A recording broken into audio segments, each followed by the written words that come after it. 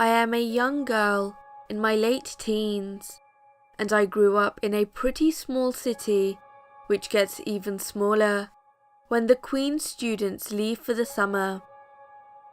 Ontario is home to Queen's University, which means that I'm not typically alone at night when I go out on my late night endeavours. However, once those students are gone for the summer, I tend to find myself in riskier situations with rougher looking people.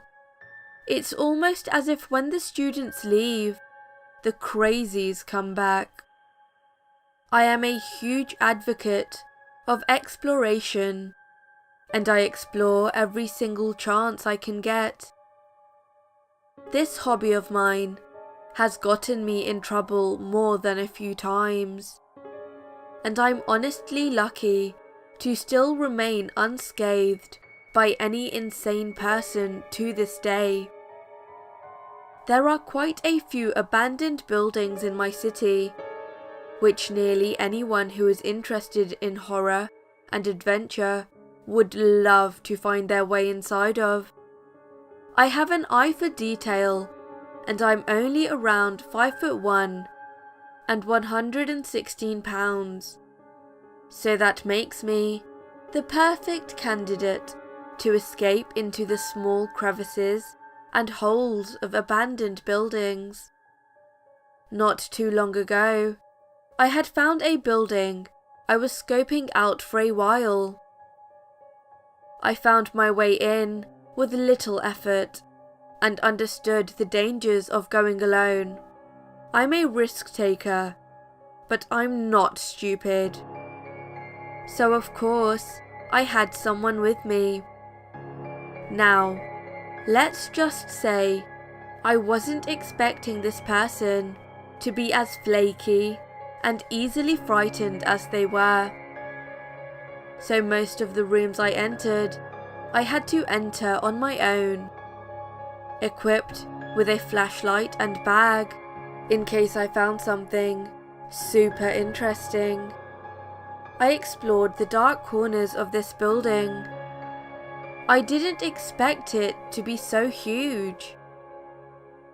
I found a journal with writing in it that looked to be a foreign language, and even with my knowledge of different languages, I couldn't decipher what this person was going on about. I also saw multiple mathematical formulas, but with a type of math I had never seen before. Surrounded by odd symbols and drawings, there was also a ton of zodiac signs and talking of the planets and their rotation, which was enough to put me off in itself, due to the fact that my own zodiac sign was heavily underlined and rewritten multiple times. Of course, I didn't piece anything together here, because it's extremely unlikely anyone would be in the building with me. But I started to feel even more on edge as the night crawled on. I made it a promise to myself to check every room, because I didn't crawl into a dark hole for nothing. My friend had opted to stay near the entrance, and I obliged, simply because arguing would lead to noise, and noise led to alerting others of my presence. I continued, looking amongst this dark, eerie building, which contained this thick air that I almost felt I had to sift through, as if it were a thick visible fog. I had already seen a bed, clothing, books, stickers, anything you could think of, but abandoned buildings commonly house these items, as I'm not unfamiliar with squatters staying places for a few days and then moving on. However, in all my years of exploration, I never encountered someone who stayed in a building or approached me in a building that I entered. I started to get deeper into the building. I went down the stairs and walked down a dark, wet hallway. I felt like I had been here for hours, that there couldn't be anything else I hadn't already explored. As I got further away from not only my friend, but the exit as well, my basic senses started to heighten. I think it may have been due to this that I started to smell a putrid odour near me, one that I hadn't noticed upon initially entering. I was stuck in a hallway with little places to go, so I entered another room, hoping to escape the smell. However, the smell started to turn into footsteps, and I realised the room I was now standing in was barricaded in some way, with mattresses against the walls piled on top of one another, needles around my feet, and children's toys scattered carelessly. No red flags go off in my head when I'm in an abandoned building, until I stumble upon children's clothing or children's toys. That's where I always draw the line. I turned around and told myself it was time to leave, but I didn't feel like it was just me that was going to be leaving. I started walking back the way I came, finding my way through the mess and clutter, the disgusting odours and tapping of feet and plunking of water. I hated it there. I hated the buildings I explored that only had one exit. I knew if I made one wrong move, it could lead to something awful. So I didn't turn around. At this point, either due to adrenaline or my senses heightening, which I believed to have been connected to my adrenaline kicking in, I could literally feel someone behind me. I heard, smelled, and felt the presence of someone walking no more than 6 feet behind me. At this point, I picked up my pace, but in a way that wouldn't be too obvious. And when I reached the exit, I cannot explain the euphoria I felt. It was such a relief to see my friend and tell her to get the hell out of here. As soon as I started making my way to the hole to the exit, I felt a strong grip on my right leg, and my heart literally stopped. Whoever was in this building had clearly been following me and watching me the entire time, but didn't bother touching me until the second I tried to leave.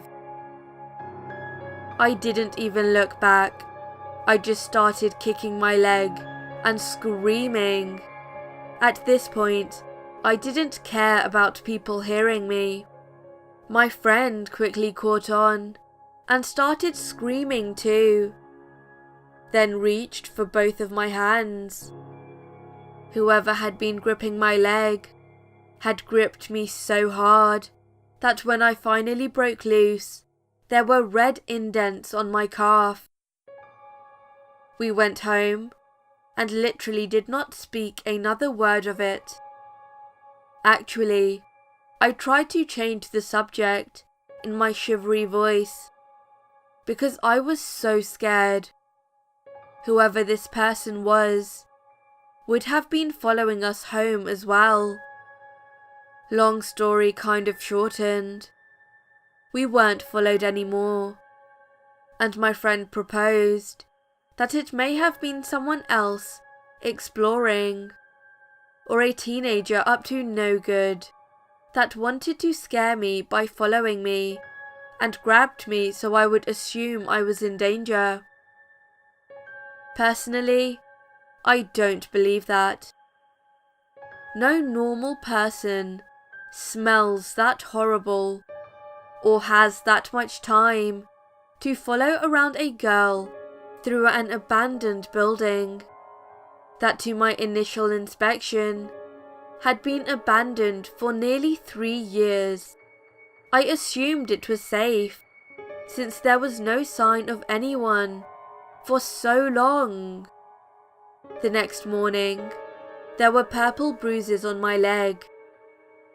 I didn't go to the police, because it's not a great impression to be entering abandoned buildings in the first place. I don't really know what to make of this experience, but I am so happy I'm alive, and whoever that was didn't grab me sooner.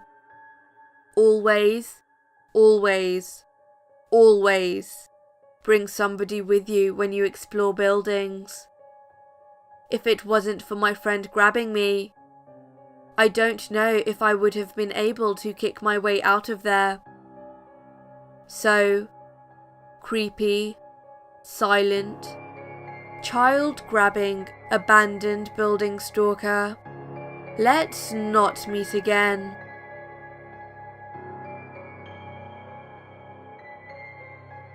Hello everyone, SinisterShaf here. I hope you enjoyed Day 5 of ShafTober. Today's story was The Man Who Watched Me for 2 hours in an Abandoned Building by Skylin 2. Thank you for letting me narrate your story. If you enjoyed today's video, then please remember to like and subscribe if you have not done so already. Also, if you can, share this video with your friends. You can now also follow me on Facebook and Twitter at SinisterShaf. Thank you for watching, and as always, stay sinister.